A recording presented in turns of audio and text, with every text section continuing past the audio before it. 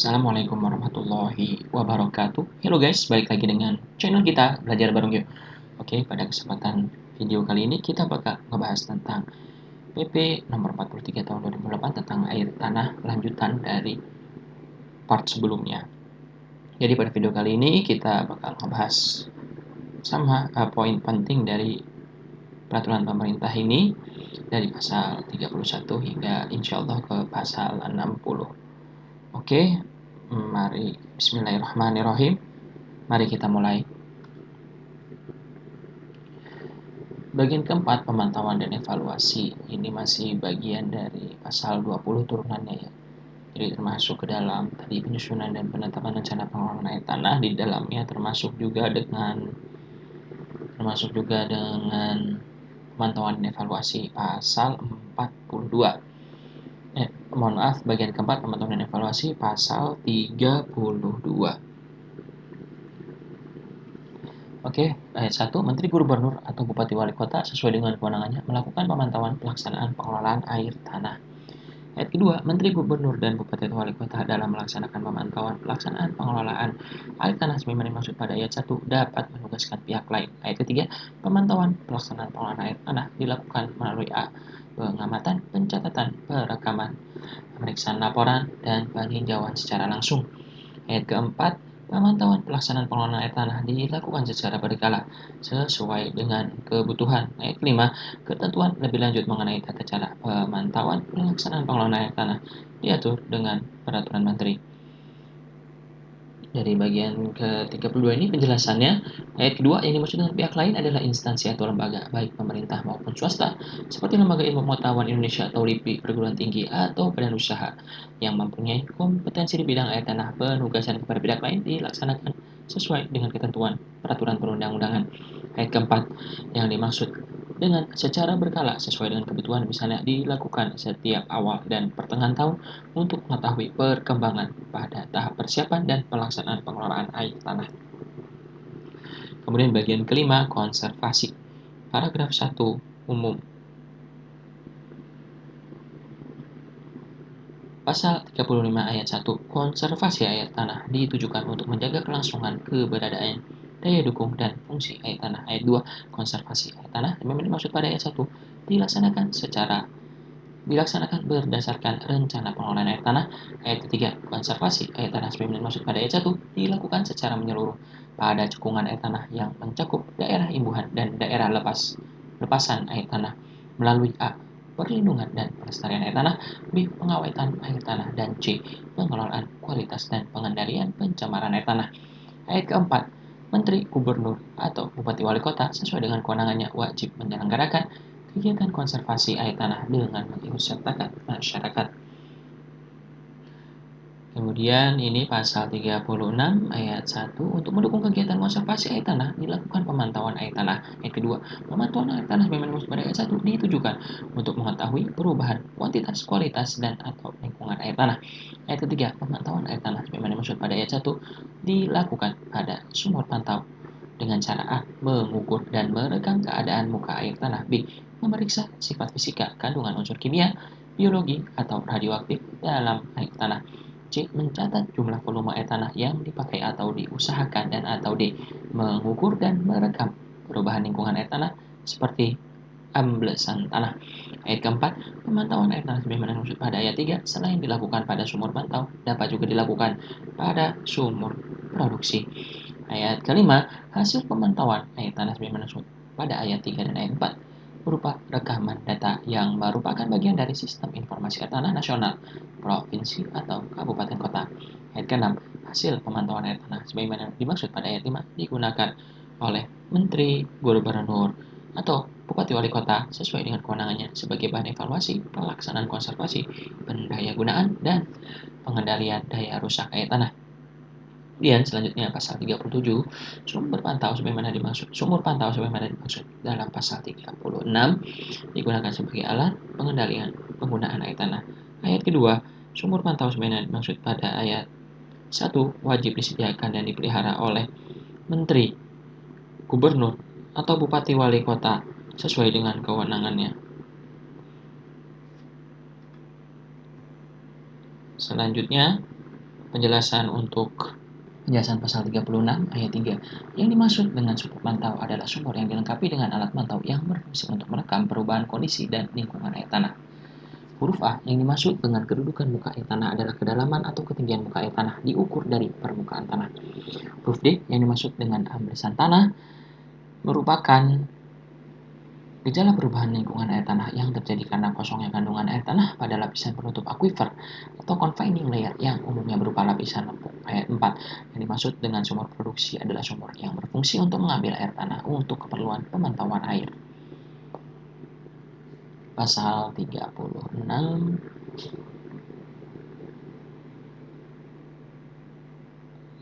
ini sudah ya tadi ya. Kemudian pasal 38 ayat 1, sumur pantau sebagaimana dimaksud pada pasal 36 ayat 3 dibuat sesuai dengan standar yang ditetapkan oleh Menteri dan ditempatkan pada jaringan sumur pantau. Ayat 2, Menteri, Gubernur, atau Bupati, Wali Kota sesuai dengan kewenangannya menetapkan jaringan sumur pantau pada setiap cekungan air tanah berdasarkan A, kondisi geologis dan hidrogeologis cekungan air tanah, B, sebaran sumur produksi dan intensitas pengambilan air tanah, dan C, kebutuhan pengendalian penggunaan air tanah. Ayat ketiga, ketentuan lebih lanjut mengenai jaringan sumur pantau sebagaimana dimaksud pada ayat 1 diatur dengan peraturan menteri. Kemudian penjelasannya di pasal 38, penjelasannya ayat 1, jaringan sumur pantau merupakan rangkaian lokasi dan kedalaman sumur pantau yang sistematis pada cekungan air tanah. Kemudian selanjutnya paragraf kedua, perlindungan dan pelestarian pasal 39. Ayat 1, perlindungan dan pelestarian air tanah sebagaimana dimaksud pada pasal 35 ayat 3. Huruf A ditujukan untuk melindungi dan melestarikan kondisi dan lingkungan serta fungsi air tanah. Ayat 2, untuk melindungi dan melestarikan air tanah sebagaimana dimaksud pada ayat 1, Menteri, Gubernur, atau Bupati, Wali Kota sesuai dengan kewenangannya menetapkan kawasan lindung air tanah.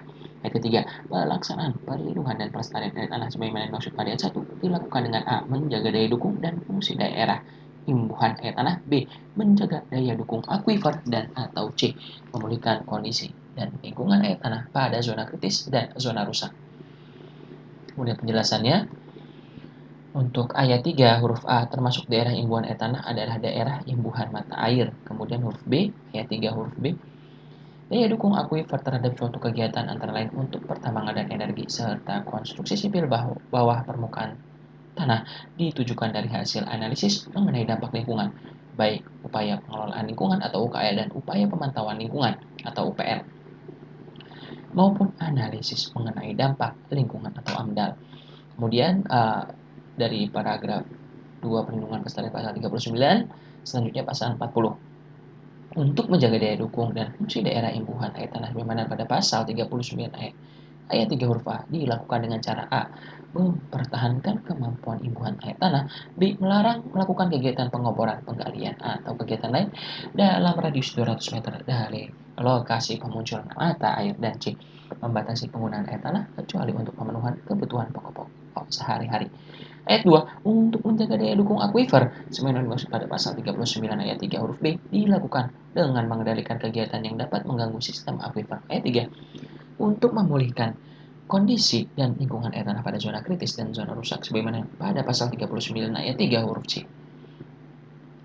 Dilakukan dengan cara A, melarang pengambilan air tanah baru dan mengurangi secara bertahap pengambilan air tanah baru pada zona kritis air tanah. B, melarang pengambilan air tanah pada zona rusak air tanah, dan C, menciptakan imbuhan air tanah imbuhan buatan.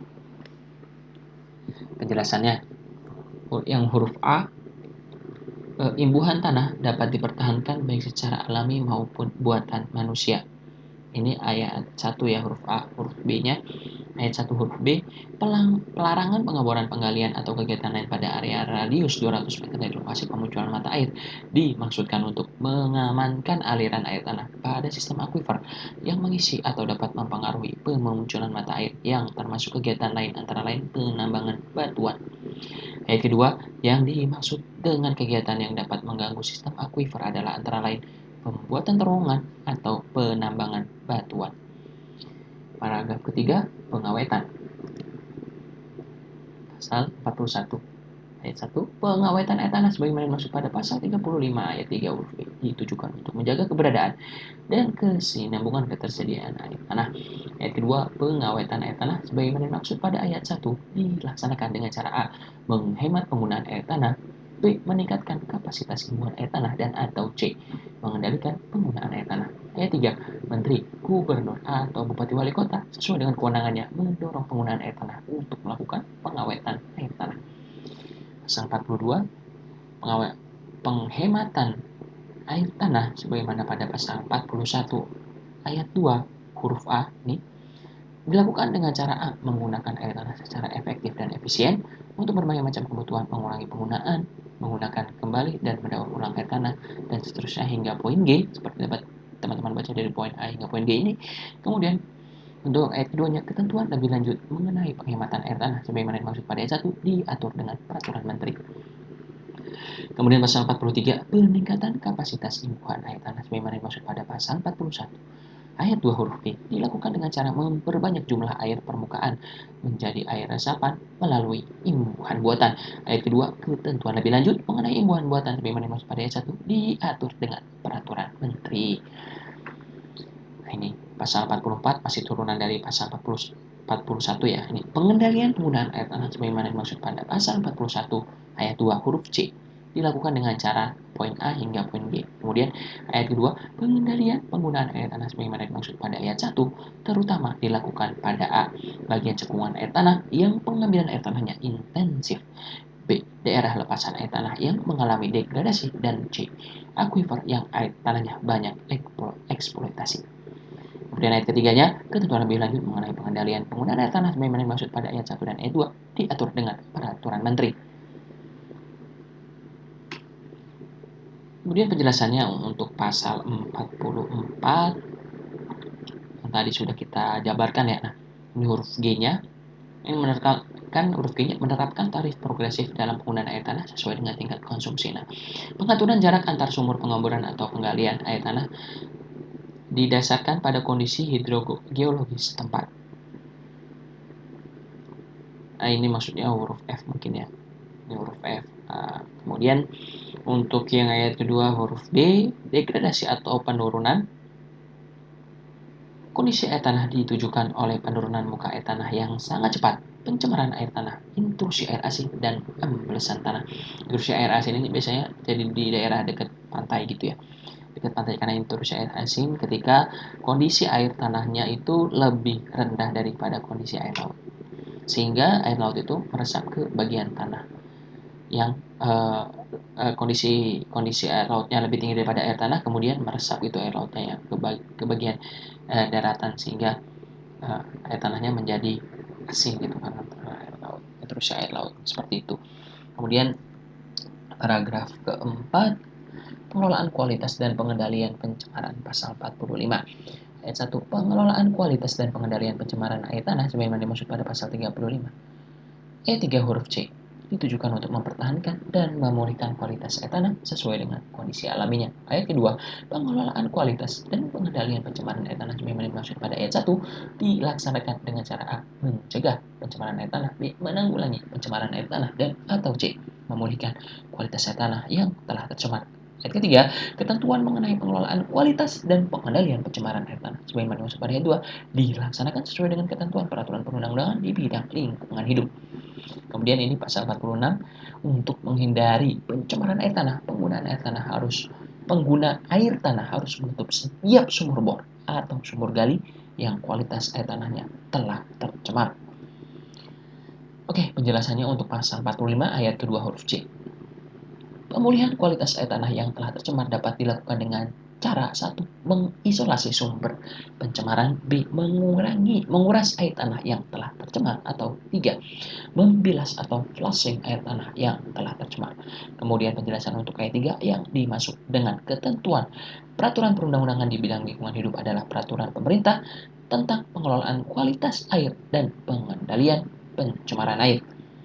Pasal 46, untuk menghindari pencemaran air tanah, pengguna air tanah harus menutup setiap sumur bor atau sumur gali yang kualitas airnya telah tercemar. tercemar. Nah, penjelasannya, pengguna air tanah merupakan instansi pemerintah, perseorangan, badan sosial, atau badan usaha yang menggunakan air tanah baik dengan izin maupun tidak memerlukan izin, penutupan sumur bor atau sumur gali yang kualitas air tanahnya tak pernah dapat dilakukan antara lain dengan cor semen. Kegiatan ini dilakukan untuk mencegah meluasnya pencemaran terhadap air tanah. Bagian ke-6, pendayagunaan. Paragraf 1 umum, pasal 47. Ayat 1, pendayagunaan air tanah ditujukan untuk memanfaatkan air tanah dengan mengutamakan pemenuhan kebutuhan pokok sehari-hari masyarakat secara adil dan berkelanjutan. Ayat kedua, pendayagunaan air tanah dilaksanakan berdasarkan rencana pengelolaan air tanah yang telah kita bahas sebelumnya ya. Pendayagunaan air tanah sebagaimana dimaksud pada ayat 1 dilakukan melalui penatagunaan, penyediaan, penggunaan, pengembangan, dan pengesahan. Kemudian ayat keempatnya, Menteri, Gubernur, atau Bupati Wali Kota sesuai dengan kewenangannya menyelenggarakan pendayagunaan air tanah dengan mengikutsertakan masyarakat. Nah, ini kemudian paragraf kedua tentang penatagunaan. Ini adalah penjelasan dari pasal sebelumnya, pasal 47. Jadi penatagunaan itu ditujukan untuk menetapkan zona pemanfaatan air tanah dan peruntukan air tanah pada cekungan air tanah yang disusun berdasarkan zona konservasi air tanah. Penetapan zona pemanfaatan air tanah dilakukan dengan cara mempertimbangkan, nah ini pertimbangannya, penetapan zona pemanfaatan air tanah nih, sebaran dan karakteristik akuifer, kondisi hidrogeologis, kondisi dan lingkungan air tanah, kawasan lindung air tanah, kebutuhan air bagi masyarakat dan pembangunan, data dan informasi hasil inventarisasi pada cekungan air tanah, dan ketersediaan air permukaan. Zona pemanfaatan air tanah merupakan acuan dalam penyusunan rencana pengaboran, penggalian, pemakaian, pengusahaan, dan pengembangan air tanah, serta penyusunan rencana tata ruang wilayah. Ayat keempat, Menteri, Gubernur, atau Bupati Wali Kota sesuai dengan kewenangannya menetapkan zona pemanfaatan air tanah sebagaimana dimaksud pada ayat 1. Ayat kelima, penetapan zona pemanfaatan air tanah dilakukan dengan memperhatikan pertimbangan wadah koordinasi pengelolaan sumber daya air pada wilayah sungai yang bersangkutan. Ayat keenam, dalam hal wadah koordinasi pengelolaan sumber daya air pada wilayah sungai yang bersangkutan belum terbentuk, penetapan zona pemanfaatan air tanah dapat langsung dilakukan oleh Menteri, Gubernur, atau Bupati Wali Kota sesuai dengan kewenangannya. Ketentuan lebih lanjut mengenai penetapan zona pemanfaatan air tanah sebagaimana dimaksud pada ayat 4 diatur dengan peraturan Menteri. Untuk penjelasannya, pasal 48 ayat 2 huruf A yang dimaksud dengan karakteristik akuifer antara lain meliputi kesarangan, kelulusan, dan keterusan air. Huruf B yang dimaksud dengan kondisi hidrogeologis antara lain meliputi sistem akuifer, pola aliran air tanah. Huruf C yang dimaksud dengan kondisi dan lingkungan air tanah antara lain adalah kuantitas, kualitas, lapisan batuan yang mengandung air tanah. Huruf D yang dimaksud dengan kawasan lindung air tanah antara lain daerah imbuhan air tanah atau recharge area, zona kritis, dan zona rusak. Paragraf ketiga, penyediaan. Pasal 50. Ayat 1, penyediaan air tanah. Sebagaimana pada pasal 47 ayat 3 huruf B ditujukan untuk memenuhi kebutuhan air dari pemanfaatan air tanah untuk berbagai keperluan sesuai dengan kualitas dan kuantitasnya. Ayat kedua, penyediaan air tanah. Pada setiap cekungan air tanah dilaksanakan sesuai dengan penatagunaan air tanah paling sedikit untuk memenuhi kebutuhan pokok sehari-hari, pertanian rakyat, sanitasi lingkungan, industri, pertambangan, dan pariwisata. Ayat ketiga, penyediaan air tanah untuk kebutuhan pokok sehari-hari merupakan prioritas utama di atas segala keperluan lain. Ayat keempat, penyediaan air tanah dilakukan dengan memperhatikan kelangsungan penyediaan air tanah yang sudah ada. Ayat kelima, Menteri, Gubernur, atau Bupati Wali Kota sesuai dengan kewenangannya menetapkan urutan prioritas penyediaan air tanah. Penjelasannya nih ya, ayat kedua huruf A yang dimaksud dengan kebutuhan pokok sehari-hari mencakup keperluan air minum, masak, mandi, cuci, peturasan, dan ibadah. Huruf B yang dimaksud dengan pertanian rakyat adalah merupakan budaya pertanian yang meliputi berbagai komoditi yaitu pertanian tanaman pangan, hortikultura, perikanan, peternakan, perkebunan, dan kehutanan yang dikelola oleh rakyat dengan luas yang tertentu yang kebutuhan airnya tidak lebih dari 2 liter per detik per kepala keluarga. dan seterusnya. Huruf F, penyediaan air tanah untuk pariwisata antara lain pemanfaatan sungai bawah tanah atau penggunaan air tanah untuk hotel serta rumah makan. Ayat ketiga, sesuai dengan Undang-Undang Nomor 7 Tahun 2004 tentang sumber daya air, penyediaan air untuk memenuhi kebutuhan pokok sehari-hari dan irigasi bagi pertanian rakyat dalam sistem irigasi yang sudah ada merupakan prioritas utama penyediaan sumber daya air di atas semua kebutuhan. Akan tetapi, untuk daerah yang sangat sulit air, penyediaan air tanah diutamakan untuk memenuhi kebutuhan pokok sehari-hari. Paragraf 4. Penggunaan. Pasal 52. Penggunaan air tanah ditujukan untuk pemanfaatan air tanah dan prasarana pada cekungan air tanah. Ayat kedua. Penggunaan air tanah terdiri atas pemakaian air tanah dan pengusahaan air tanah. Ayat ketiga. Penggunaan air tanah sebagaimana pada ayat 1 dilakukan sesuai dengan penata gunaan dan penyediaan air tanah yang telah ditetapkan pada cekungan air tanah. Ayat keempat. Penggunaan air tanah sebagaimana dimaksud pada ayat 1 dilakukan dengan mengutamakan pemanfaatan air tanah pada aquifer dalam yang pengambilannya tidak melebihi daya dukung aquifer terhadap pengambilan air tanah. Ayat kelima, debit pengambilan air tanah ditentukan berdasar atas daya dukung aquifer terhadap pengambilan air tanah, kondisi dan lingkungan air tanah, alokasi penggunaan air tanah bagi kebutuhan mendatang, dan penggunaan air tanah yang telah ada. Ketentuan lebih lanjut mengenai penggunaan air tanah diatur dengan peraturan menteri. Nah, kemudian ini penjelasannya ya. Untuk ayat satunya, penjelasan dari pasal 54 ayat 1 yang termasuk kegiatan bukan usaha antara lain meliputi pesantren, rumah ibadah, kantor pemerintah. Ayat kedua, yang dimaksud dengan air permukaan tidak mencukupi dari segi kuantitas. Jadi yang ini air permukaan, air seperti air sungai itu tidak mencukupi gitu ya. Kemudian ayat keempat yang termasuk dalam izin pemakaian air tanah antara lain meliputi penyediaan dan peruntukan melalui kegiatan pengoboran atau penggalian, penggamilan, dan pemakaian air tanah. Izin pemakaian air tanah perlu dimiliki mengingat A. Cara pengoboran atau penggalian air tanah atau penggunaannya mengubah kondisi dan lingkungan air tanah, antara lain berupa penyusutan ketersediaan air tanah, penurunan muka air tanah, perubahan pola aliran air tanah, penurunan kualitas air tanah, mengganggu sistem aquifer, atau B. Penggunaannya untuk memenuhi kebutuhan yang memerlukan air tanah dalam jumlah besar melebihi ketentuan. Ayat kelima, seterusnya ya. Kemudian ini pasal 55. Ayat 1. Hak guna pakai air dari pemanfaatan air tanah diperoleh tanpa izin apabila untuk memenuhi kebutuhan pokok sehari-hari bagi perseorangan dan pertanian rakyat. Jadi ini untuk kebutuhan perseorangan dan pertanian rakyat ini tidak perlu izin. Oke ya. Kemudian hak guna pakai air dari pemanfaatan air tanah untuk memenuhi kebutuhan pokok sehari-hari bagi perseorangan memang dimaksud ayat 1 ditentukan sebagai berikut. Nah, ini ketentuannya ini untuk yang perseorangan. Yang A. Penggunaan air tanah dari sumur bor berdiameter kurang dari 2 inci, kurang dari 5 cm. Kemudian penggunaan air tanah dengan penggunaan tenaga manusia dari sumur gali atau C. Penggunaan air tanah kurang dari 100 meter kubik per bulan per kepala keluarga dengan tidak menggunakan sistem distribusi terpusat. Yang ketiga, hak guna pakai air dari pemanfaatan air tanah untuk memenuhi kebutuhan pertanian rakyat memang dimaksud pada ayat 1 ditentukan sebagai berikut. A. Sumur diletakkan di areal pertanian yang jauh dari permukaan. B. Pemakaian tidak lebih dari 2 liter per detik per kepala keluarga dalam hal air permukaan tidak mencukupi. Dan C. Debit pengambilan air tanah tidak mengganggu kebutuhan pokok sehari-hari masyarakat setempat. Paragraf kelima, pengembangan. Pasal 56. Ayat 1. Pengembangan air tanah pada cekungan air tanah sebagaimana dimaksud pada pasal 47 ayat 3 huruf D ditujukan untuk meningkatkan kemanfaatan fungsi air tanah guna memenuhi penyediaan air tanah.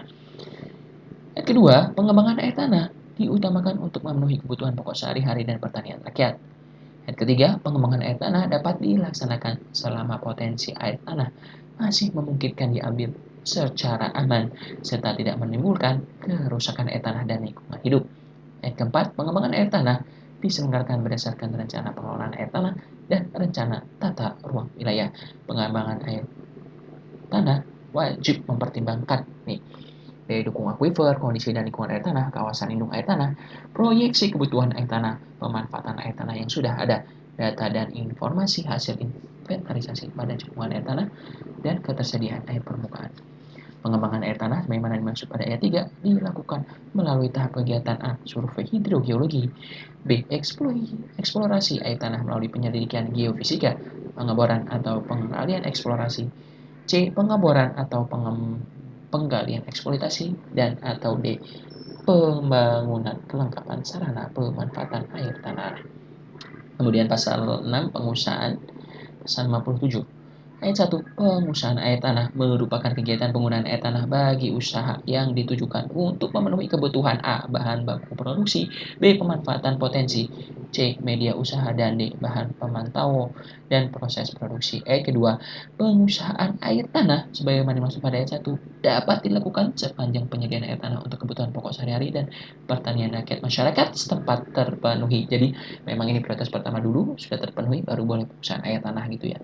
Nah, ayat ketiganya, pengusahaan dapat berbentuk nih penggunaan air tanah pada suatu lokasi tertentu, penyediaan akuifer pada kedalaman tertentu, dan atau pemanfaatan daya air tanah pada suatu lokasi tertentu. Ayat keempat, pengusahaan air tanah wajib memperhatikan A. Rencana pengelolaan air tanah, B. Kelayakan teknis dan ekonomis, C. Fungsi sosial air tanah, D. Kelestarian kondisi dan lingkungan air tanah, dan E. Ketentuan lainnya sesuai dengan ketentuan peraturan perundang-undangan. Nah, penjelasannya yang untuk huruf A, yang dimaksud dengan bahan produksi antara lain air minum dalam kemasan, air bersih, makanan, minuman, dan obat-obatan. Huruf D yang dimaksud dengan bahan pembantu atau proses produksi antara lain air untuk pendingin mesin, proses pencelupan pada industri tekstil, sanitasi pada kegiatan industri, pertambangan, pariwisata. Pasal 58, pengusahaan air tanah dilakukan setelah memiliki hak guna usaha dari pemanfaatan air tanah. Ayat kedua, hak guna usaha air dari pemanfaatan air tanah sebagaimana dimaksud pada ayat 1 diperoleh melalui izin pengusahaan air tanah yang diberikan oleh bupati atau wali kota. Ayat ketiga, izin pengusahaan air tanah sebagaimana dimaksud pada ayat 3 dapat diberikan kepada perseorangan atau badan usaha.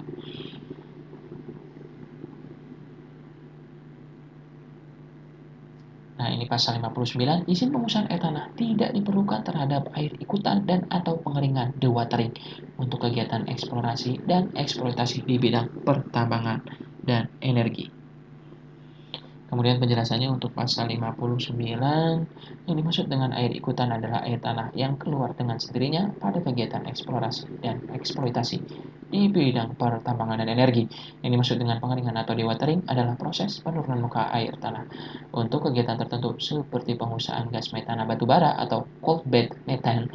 Pengusahaan gas metana batubara pada tahap awal perlu dilakukan kegiatan pengeringan terhadap lapisan batubara di bawah permukaan tanah yang tujuannya adalah agar lapisan batubara tersebut dapat merekah atau permeabel sehingga gas metana yang dapat mengalir.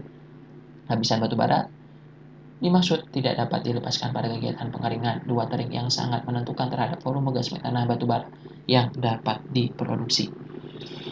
Penggunaan dan pemanfaatan air ikutan dan atau pengeringan dewatering untuk kegiatan yang terkait langsung dengan eksplorasi dan eksploitasi pertambangan, minyak, gas bumi, serta panas bumi tidak memerlukan izin.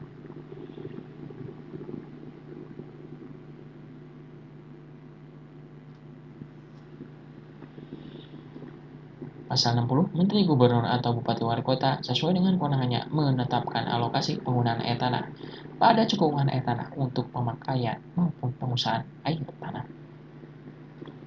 Oke, itu dia video kita kali ini untuk PP nomor 42 tahun 2008 tentang air tanah. Terima kasih telah menonton. Semoga bisa bermanfaat untuk teman-teman semua. Semoga sukses dan sehat selalu untuk kita semua. Amin. Amin ya robbal alamin. Thank you for watching. Jangan lupa like, comment, dan subscribe. Thank you. Wassalamualaikum warahmatullahi wabarakatuh.